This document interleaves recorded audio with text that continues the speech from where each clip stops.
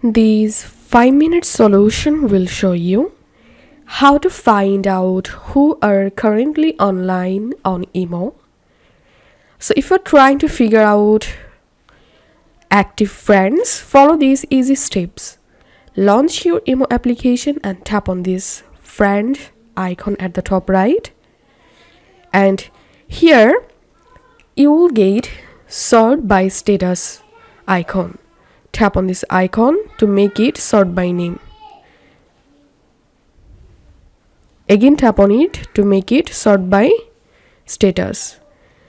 Once you've selected sort by status, here you will get this blue indicator. It's mean this profile is now in online. So that's how you can do it. If you find this video helpful, don't forget to subscribe 5-minute solution. See you in the next video.